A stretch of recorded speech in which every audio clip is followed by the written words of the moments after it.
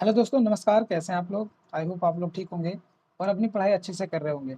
दोस्तों, आज इस तीसरे टेस्ट का लास्ट एक क्लास होगा, क्योंकि एक टेस्ट को हम 2 पार्ट में क कन्वर्ट कर रहे हैं। तो पहला पार्ट हो गया था जिसमें हम 47 तक कर चुके थे। थर्ड टेस्ट का ये मतलब दूसरा क्लास है। दूसरा क्लास बोले तो अंतिम क्लास है, ठीक है? तो आज हम तीसरा टेस्ट पूरे तरीके से कंप्लीट कर लेंगे। कल से हम फिर फोर्थ टेस्ट की तरफ बढ़ेंगे। तो चलिए शुरू करते हैं बिना समय गवाए दोस्तों। 48 नंबर कह रहा है कि यदि वर्ष 2019, एक सेकंड, थोड़ा हम पेज को चेंज कर लेते हैं दोस्तों।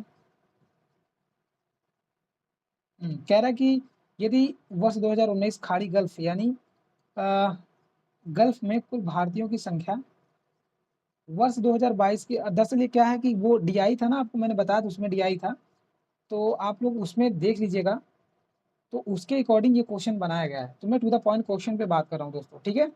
आप कंफ्यूजिंग मत होना। कह रहा है कि यदि वर्ष 2019 में खाड़ी गल्फ में कुल भारतीयों की संख्या 2022 में खाड़ी गल्फ में अफगानिस्तान की कुल संख्या लोगों के बराबर है, तो संबंधित वर्षों में खाड़ी यानी गल्फ में नेपाल के लोगों का अनुपात कितना होगा या कितना था, उसको ज्ञात करना है दोस्तों। तो 48 का जवाब देंगे दोस्तों। आइए देखते हैं क्या आंसर होगा। दोस्तों पहले आप लोग गेसिंग करिएगा। मैं हर क्लास में कह रहा हूँ कि आपका गेस पावर इससे बहुत ज़्यादा मजबूत होगा, तो आप ना आते हुए क्वेश्चन को एनिमुलेट करने में सक्षम रहेंगे, ठीक है? तो 48 का जवाब हो जाएगा ऑप्शन नंबर ए, हमारा सही जवाब हो जाएगा।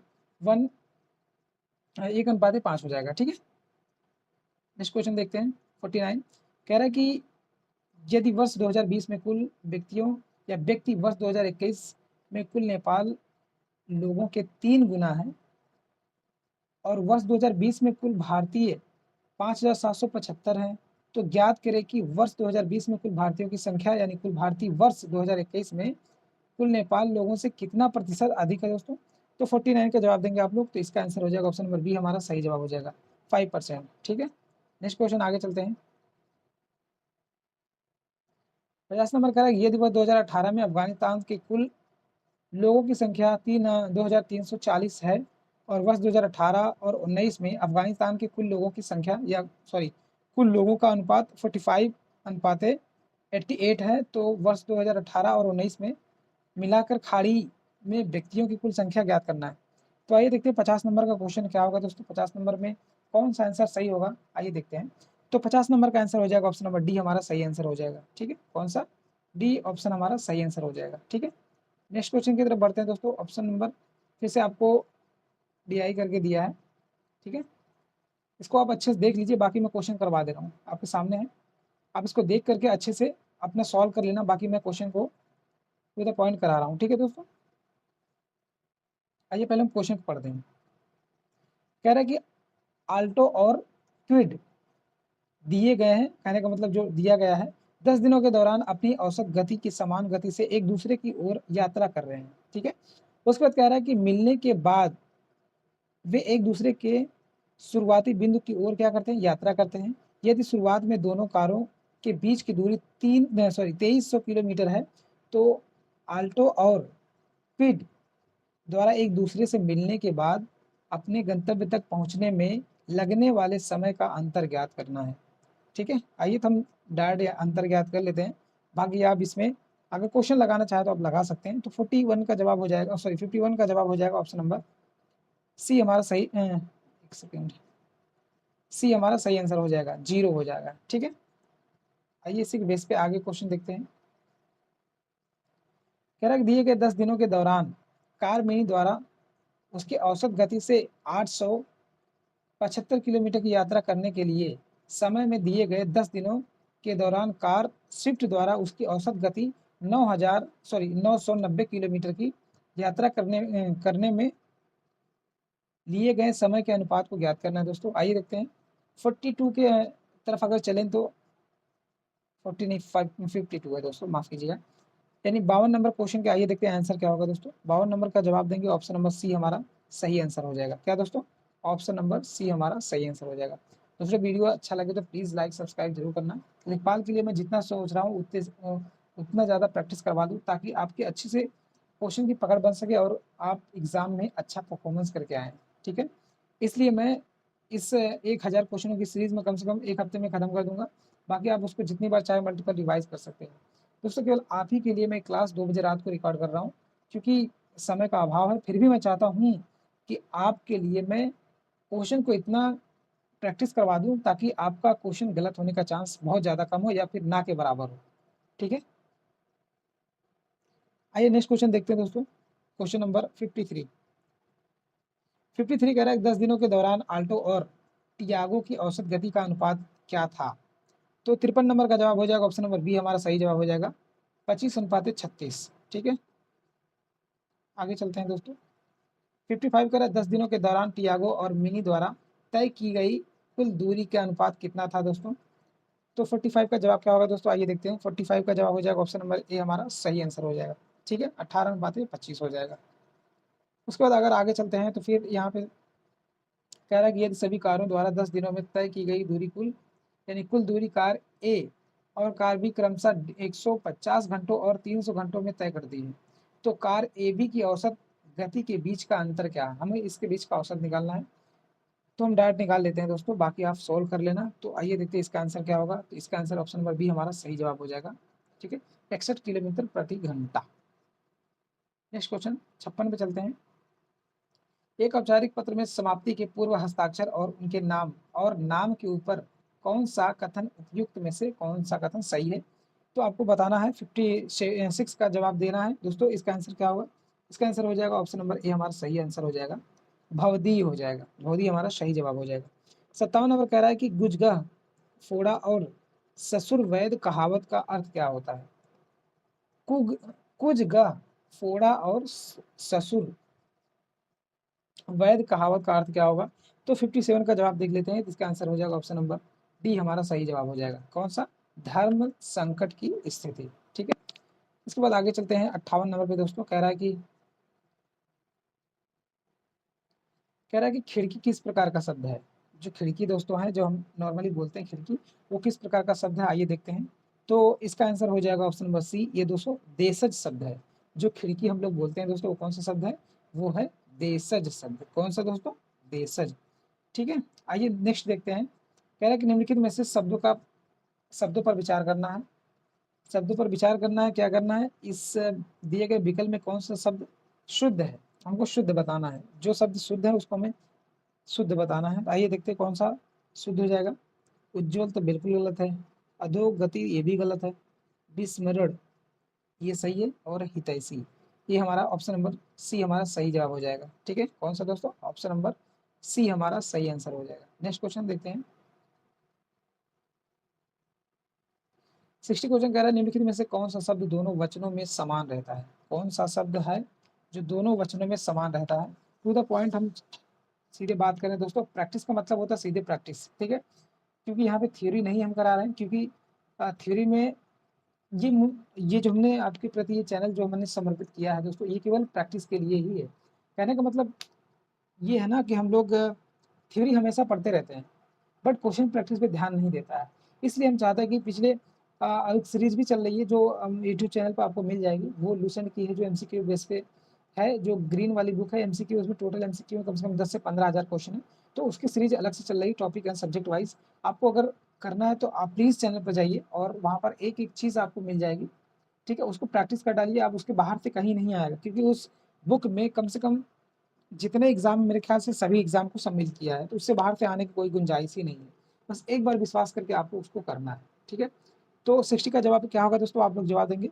तो इसका आंसर हो जाएगा ऑप्शन नंबर बी हमारा सही जवाब हो जाएगा, सरसों का। ठीक है, उसके बाद 61 नंबर कह रहा है कि नद्यागम शब्द का संधि विच्छेद क्या होगा? नद्यागम का संधि विच्छेद हमें बताना है दोस्तों। तो 61 नंबर का जवाब देख लेते हैं क्या होगा। इसका आंसर हो जाएगा ऑप्शन नंबर बी हमारा सही जवाब हो जाएगा, नदी धन आगम, नद्यागम। ठीक है, इसके बाद नेक्स्ट क्वेश्चन देखते हैं। 62 की तरफ चलते हैं दोस्तों।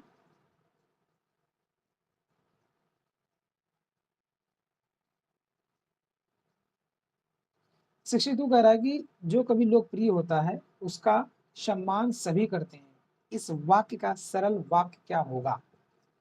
ठीक है, तो 52 का जवाब देंगे दोस्तों आप लोग। इसका आंसर हो जाएगा ऑप्शन नंबर बी हमारा सही जवाब हो जाएगा, लोकप्रिय कवि का सम्मान सभी करते हैं। क्या? ठीक है, अगला क्वेश्चन कह रहा है कि अली अली, अली और अली शब्द युग्म का सही अर्थ क्या होगा? तो 63 का जवाब क्या होगा दोस्तों, आइए देखते हैं। इसका आंसर हो जाएगा ऑप्शन नंबर बी हमारा सही आंसर हो जाएगा, भौरा सखी। ठीक है, नेक्स्ट क्वेश्चन पे चलते हैं दोस्तों। 64 पे कह रहा है कि दो व्यंजन जब एक साथ मिलते हैं तो क्या कहलाते हैं। जब दो व्यंजन एक साथ मिलते हैं दोस्तों क्या कहलाते हैं, आइए देखते हैं दोस्तों क्या कहलाते हैं। तो वो कहलाते हैं संयुक्त व्यंजन कहलाते हैं। ठीक है, वैसे सिंपल सी बात अगर हम सरल भाषा में समझे तब भी ये हो जाएगा, जब दो या दोस्त अगर हम साथ में जा रहे हैं तो वो संयुक्त होकर जाते हैं ना कि अलग अलग। तो दोस्त जहाँ एक से अधिक अगर चीजें मिलती है साथ में तो वो समूह में आ जाती है। ठीक है, तो संयुक्त व्यंजन का सही आंसर हो जाएगा। उसके बाद कह रहा है कि हंस पद विराम चिन्ह कौन सा है। इसमें बताना है कि आपका जो चिन्ह दिया गया है उसमें हंस पद कौन सा चिन्ह है। तो आइए देखते हैं, इसका आंसर हो जाएगा ऑप्शन नंबर डी, ये वाला आपका हंस पद हो जाएगा। ठीक है, नेक्स्ट क्वेश्चन 66 नंबर पे चलते हैं दोस्तों। 66 नंबर कह रहा है कि नोमोफोबिया, नोमोफोबिया क्या है। जो नोमोफोबिया है दोस्तों वो क्या चीज़ है, आइए देखते हैं। 66 का जवाब देंगे आप लोग, तो इसका आंसर हो जाएगा ऑप्शन नंबर डी हमारा सही जवाब हो जाएगा। कौन सा, option number D, option number D हमारा सही जवाब हो जाएगा। ठीक है, कौन सा, सेलुलर फोन के संपर्क में सॉरी संपर्क से बाहर होने का डर, सेल्यूलर फोन के संपर्क से बाहर होने का डर, ऑप्शन हमारा डी सही जवाब हो जाएगा। ठीक है, नेक्स्ट क्वेश्चन देख लेते हैं 67 का। कह रहे हैं निम्नलिखित में से कौन सा बाइनरी संख्या प्रणाली का उदाहरण है। तो हमें बताना है जो कंप्यूटर की बाइनरी संख्या है वो कौन सी है, इन चारों ऑप्शन में से आपको जवाब देना है। तो आइए देखते हैं, ये सबको पता है दोस्तों, ऑप्शन नंबर सी बाइनरी संख्या हमारा, ऑप्शन नंबर ए हमारा सही जवाब हो जाएगा। ठीक है, 68 नंबर कह रहा है निम्नलिखित में से दिए गए विकल्प में कौन सा नजदीकी नेटवर्क है। हमें बताना है कि हमारे नजदीक में जो नेटवर्क होते हैं उनका इनमें से चुनाव करना, वो कौन से नेटवर्क होते हैं, उनका नाम क्या है। तो 68 नंबर का जवाब देख लेते हैं, इसका आंसर हो जाएगा ऑप्शन नंबर बी हमारा हो जाएगा, इंटरनेट होता इंटरनेट होगा। ठीक है, 68 नंबर का जवाब क्या होगा दोस्तों, आइए देखते हैं। इसका आंसर हो जाएगा दोस्तों 68 नंबर का जवाब देख लेते हैं क्या होगा इसका आंसर। तो इसका आंसर हो जाएगा ऑप्शन नंबर बी हमारा सही जवाब हो जाएगा, इंट्रानेट, इंट्रानेट हमारा सही जवाब हो जाएगा। कौन सा, इंट्रानेट। ठीक है, नेक्स्ट क्वेश्चन देखते हैं 69 का। कह रहे कंप्यूटर पर रिमोट लॉगिंग की सुविधा कौन प्रदान करता है। जो कंप्यूटर पर रिमोट होता है दोस्तों उसकी लॉगिंग की सुविधा कौन प्रदान करता है। तो 69 का जवाब देंगे आप लोग, तो इसका आंसर हो जाएगा ऑप्शन नंबर डी हमारा सही जवाब हो जाएगा, टेलनेट। कौन सा, टेलनेट हमारा सही आंसर हो जाएगा। 70 कह रहा है कि सीपीयू की कौन सी विशेषता यह निर्धारित करती है कि वह प्रति सेकंड कितने निर्देशों का यानी कितने निर्देशों को संशोधन कर सकता है। ठीक है, तो आइए देखते हैं इसका आंसर क्या होगा। ऑप्शन नंबर 70 का क्या होगा, आप लोग पहले गेस करिए। तो इसका आंसर हो जाएगा ऑप्शन नंबर ये हमारा सही जवाब हो जाएगा, क्लॉक स्पीड। कौन सा दोस्तों, क्लॉक स्पीड हमारा सही जवाब हो जाएगा। 71 नंबर पर चलते हैं, कह रहा है कि पाइथन क्या है। पाइथन एक है या पाइथन क्या है, कुछ भी कह सकते हैं, क्योंकि आपको इसमें बताना है। 71 का जवाब देना है दोस्तों, इसका आंसर हो जाएगा ऑप्शन नंबर ए हमारा सही जवाब हो जाएगा, प्रोग्रामिंग भाषा है। कौन सा, प्रोग्रामिंग भाषा है। नेक्स्ट आइए देखते हैं क्या कह रहा है कि एम एस वर्ड 2019 का कौन सा फीचर बहुस्तरीय क्रमांकित सूची जैसा 112.1 सॉरी 2.2 सॉरी 1.1 और 1.2 बनाने की सुविधा प्रदान करता है। तो आइए देखते हैं 72 का जवाब क्या होगा दोस्तों, आइए देखते हैं।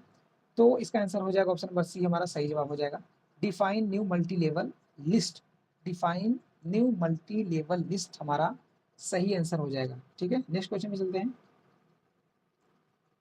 73 कह रहा है कि वह सिस्टम जो आईपी पते को आसानी से याद रखने या याद करने या याद रखे जा सकने वाले प्रारूप में परिवर्तित करता है, वो क्या कहलाता है दोस्तों, आइए देखते हैं। 73 का जवाब देख लेते हैं, तो इसका आंसर हो जाएगा ऑप्शन नंबर ए हमारा सही जवाब हो जाएगा, डोमेन नेम सिस्टम। क्या होगा दोस्तों, डोमेन नेम सिस्टम। आइए आगे चलते हैं। 74 कह रहा है कि एम एस वर्ड में किसी डॉक्यूमेंट के मार्जिन को क्या कहा, मार्जिन को किस प्रकार बदल सकते हैं। आइए देखते हैं दोस्तों किस प्रकार बदलने के लिए बोल रहा है। ऑप्शन आपके सामने है, तो आप लोग कोशिश करिए कि कौन सा आंसर सही होगा, जवाब जवाब देने का प्रयास करिए। तो 74 का जवाब हो जाएगा ऑप्शन नंबर ए हमारा सही जवाब हो जाएगा, लेआउट टैब मार्जिन। ठीक है, 75 पे चलते हैं। यदि कोई उपयोगकर्ता किसी फाइल का नाम उसी फ़ोल्डर में मौजूद फ़ाइल के समान रीनेम करने का प्रयास करता है तो निम्नलिखित में से क्या होगा? तो आइए 75 की तरफ चलते हैं। इसका आंसर हो जाएगा ऑप्शन नंबर बी हमारा सही जवाब हो जाएगा। विंडोज़ एक त्रुटि प्रदर्शित करता है। A file with this name already exists. ठीक, आगे चलते हैं 76 की तरफ। कह रहा है कि कैश मेमोरी के बारे में निम्नलिखित कथनों पर विचार करना है कि कौन सा गलत है। ये क्वेश्चन आपको पहले आपको अंडरलाइन कर लेना वहीं पे जब भी आप एग्जाम में जाना, नहीं तो बहुत क्वेश्चन ऐसे ऐसे गलत होंगे कि आपको हवा नहीं लगेगी, फिर बाद में रोना रोना पड़ जाता है। ये चीज़ बहुत तकलीफ देती है। ये जो होता है ना कि हम लोग गलती करते हैं, हमारा आता हुआ क्वेश्चन 100% आता हुआ क्वेश्चन भी गलत हो जाता है, बस एक गलती की वजह से, क्योंकि हम उसको पढ़ने में जल्दबाजी कर देते हैं। तो बट ऐसा नहीं करना है। यही चीज़ें हमें सिलेक्शन से बाहर करती हैं और हमें ये गलती बिल्कुल नहीं करनी है। मैं बार-बार हर वीडियो में समझा रहा हूँ। तो आइए देखते हैं इसका जवाब क्या हो जाएगा। तो इसका आंसर हो जाएगा option number A, cache memory secondary storage का एक रूप है। 77 कह रहा है कि एक एकीकृत परिपथ को सामान्यतः जाना जाता है। जो एक एकीकृत परिपथ है दोस्तों, उसको सामान्य किस रूप में जाना जाता है? तो उसको जाना जाता है ऑप्शन नंबर ए, चिप के रूप में जाना जाता है। किसके रूप में? चिप के रूप में जाना जाता है। नेक्स्ट कह रहा है कि एमएस पावर पॉइंट 365 में हाइपरलिंक इंसर्ट करने के लिए किस शॉर्टकट कुंजी संयोजित का उपयोग किया जाता है? तो 78 का जवाब देख लेते हैं। ऑप्शन नंबर ए हमारा सही जवाब हो जाएगा। कंट्रोल प्लस के को हम क्या करते हैं? शॉर्टकट कुंजी का संयोजक का उपयोग करते हैं। 79 कह रहा है कि ऑप्टिकल डिस्ट्रीब्यूशन नेटवर्क ओडीएन क्या है? तो आइए देखते हैं ये कौन सा आंसर इसका होगा दोस्तों। तो इसका आंसर ऑप्शन नंबर बी हमारा सही जवाब हो जाएगा। फिजिकल फाइबर और ऑप्टिकल डिवाइस जिसके माध्यम से सिग्नल को दूर संचार नेटवर्क में उपयोगकर्ताओं तक विस्तरित करता है या किया जाता है। ऑप्शन नंबर बी हमारा सही जवाब हो जाएगा। नेक्स्ट क्वेश्चन देख लेते हैं। यहाँ थोड़ा सा दूसरा होगा दोस्तों, बाकी मैं पढ़ के सुना रहा हूँ। निम्नलिखित में से कौन सा ICANN का सही रूप है? तो इसका फुल फॉर्म कंप्यूटर में ज़्यादा तरीके से फुल फॉर्म पूछ लेता है, तो इसको ध्यान रखना दोस्तों। 80 का जवाब क्या होगा? इसका आंसर हो जाएगा ऑप्शन नंबर बी हमारा सही जवाब हो जाएगा।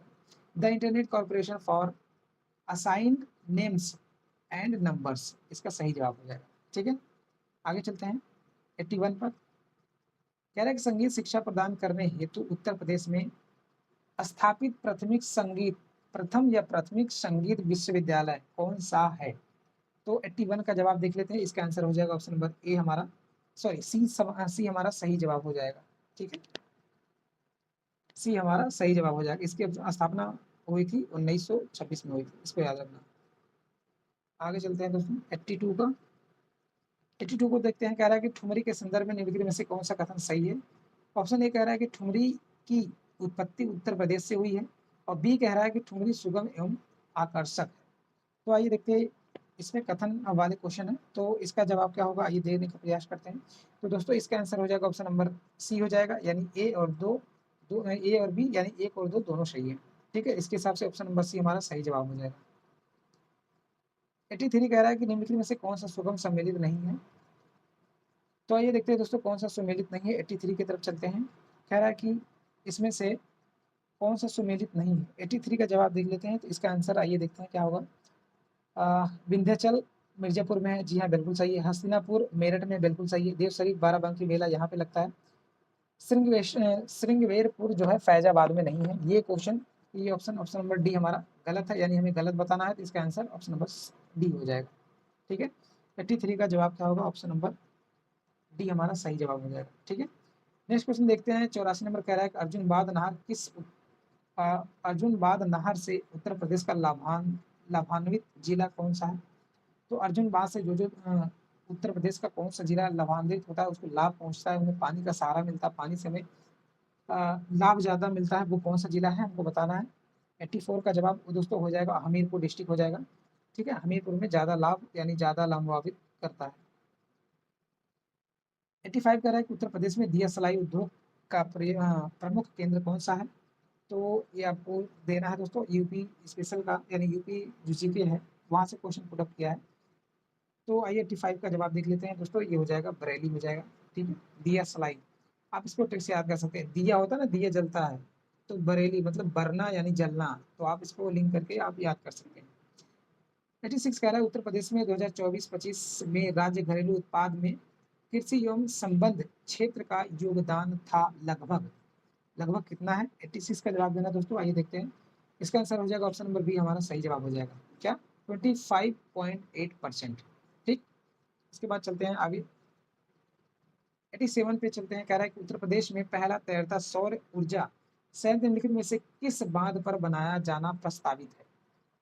तो 87 का जवाब देख लेते हैं, तो इसका आंसर हो जाएगा ऑप्शन नंबर डी, हमारा सही जवाब हो जाएगा। रिहंद बांध पर बनाया जाने के लिए प्रस्तावित किया गया है। 88 कह रहा है उत्तर प्रदेश में निम्नलिखित निम्नलिखित जिलों में से किसका क्षेत्रफल सर्वाधिक अधिक है, यानी सर्वाधिक है? तो ये सबको पता है दोस्तों, लखीमपुर खीरी का सबसे बड़ा है क्षेत्रफल की दृष्टि से। ठीक है, इसका आंसर ऑप्शन नंबर ये हमारा सही जवाब हो जाएगा। ठीक है, 89 कह रहा है कि हिंदू मुस्लिम एकता का प्रतीक सुलहकुल उत्सव आयोजित किया जाता है, किस जगह पे किया जाता है? 89 का जवाब देख लेते हैं, तो इसका आंसर हो जाएगा ऑप्शन नंबर ए, हमारा सही जवाब हो जाएगा। सुलहकुल नीति अगर आप देखें तो अकबर की याद आती है, तो अकबर से आप लिंक करके इसे आगरा समझ सकते हैं। ठीक है,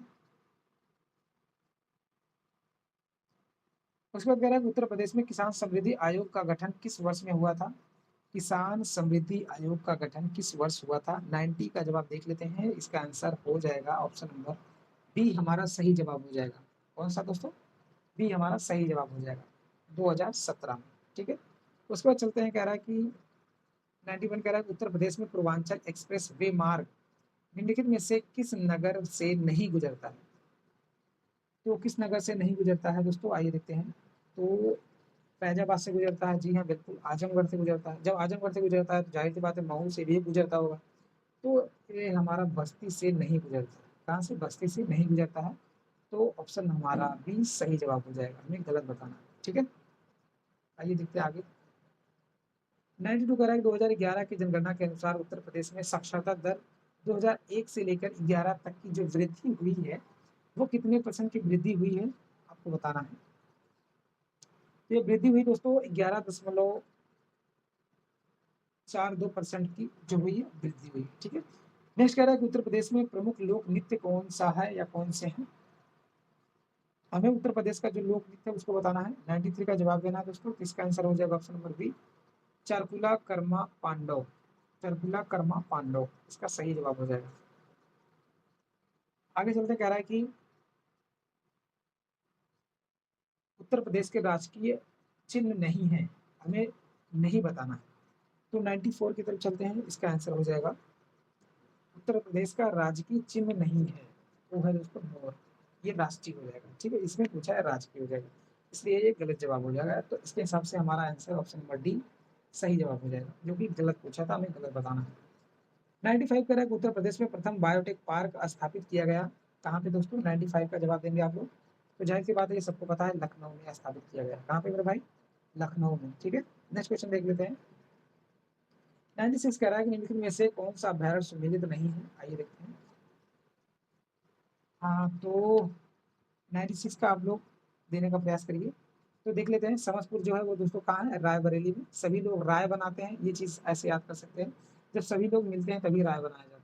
ठीक है, उसका जो सांडी है, सांडी वो कहाँ? हरदोई में है। ठीक है, कहाँ पे? हरदोई में। बखीरा, बखीरा कहाँ है? वो है संत कबीर नगर में। कहाँ है दोस्तों? बखीरा, बखीरा कहाँ? संत संत कबीर नगर में।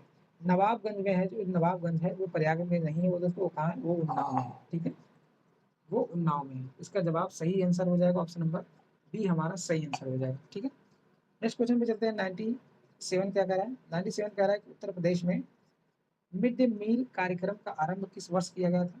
तो 97 का जवाब देख लेते हैं, इसका आंसर हो जाएगा ऑप्शन नंबर सी, 1995 में शुरू किया गया था मिड डे मील कार्यक्रम। ठीक, वीडियो हो जाना बहुत ज़्यादा पूछेगा, इसको थोड़ा सा ध्यान रखना है, क्योंकि ग्राम विकास सबको थोड़ा सा दिक्कत में डाल सकता है। 98 कह रहा है उत्तर प्रदेश सरकार ने प्रदेश का पहला समर्पित वन विश्वविद्यालय कहाँ स्थापित करने की घोषणा की है? तो 98 का जवाब देख लेते हैं दोस्तों, तो इसका आंसर हो जाएगा ऑप्शन नंबर सी, सही जवाब हो जाएगा, गोरखपुर में। उसके बाद 99 कह रहा है कि तीसरे संसद खेल महोत्सव का आयोजन कहाँ किया गया? तीसरे संसद खेल महोत्सव का आयोजन कहाँ किया गया है दोस्तों? आपको जवाब देना है 99 का। तो इसका आंसर हो जाएगा ऑप्शन नंबर बी, हमारा सही जवाब हो जाएगा आगरा में। कहाँ पे दोस्तों? आगरा में इसका सही आंसर हो जाएगा। इस सेशन का और इस थर्ड टेस्ट का लास्ट क्वेश्चन आपको आपके सामने है। कह रहा है कि राष्ट्र प्रेरणा प्रेरणा स्थल का उद्घाटन कहाँ किया गया? तो 100 नंबर का जवाब देना है आप लोगों को। तो ये हो जाएगा ऑप्शन नंबर सी, हमारा सही जवाब हो जाएगा। कहाँ पे? लखनऊ हमारा सही जवाब हो जाएगा। ठीक है, तो दोस्तों आज हम लोगों ने ऐसे करके तीसरे टेस्ट को हमने कंप्लीट कर लिया। कल हम स्टार्ट करेंगे फोर्थ वाला टेस्ट। ठीक है, आप लोग जुड़े रहिएगा और वीडियो कैसा लगा, अच्छा लगे तो आप प्लीज़ चैनल को लाइक करके सब्सक्राइब कर देना और अपने दोस्तों के पास ज़रूर शेयर करना दोस्तों। ठीक है, ताकि मैं आपके लिए ऐसे ही टॉप लेवल का कंटेंट आपके लिए लाता रहूँ। और हाँ, कोई भी एग्जाम रहेगा दोस्तों, मैं आपका पूरी तरीके से हेल्प करूँगा फ्री ऑफ कॉस्ट। इस पे कोई चार्ज नहीं लगेगा और कोई भी एग्जाम आएगा सबके लिए फ्री ऑफ कॉस्ट। इस पे प्रैक्टिस के लिए ही चैनल बनाया गया है, सिर्फ प्रैक्टिस करवाया जाएगा, क्योंकि थ्योरी तो बहुत लोग पढ़ते हैं, विदाउट प्रैक्टिस को पॉसिबल नहीं है कि कोई एग्जाम निकल जाए। इसलिए मैं चाहता हूँ कि हर कोई भाई बहन प्रैक्टिस करके अपने मार्क्स को गेन करे और एग्जाम को क्रैक करे। ठीक है, और अपने सपने को साकार करे। तो दोस्तों आज के लिए बस इतना ही, कल फिर से मिलते हैं नेक्स्ट वीडियो में। तब तक के लिए जय हिंद, वंदे मातरम।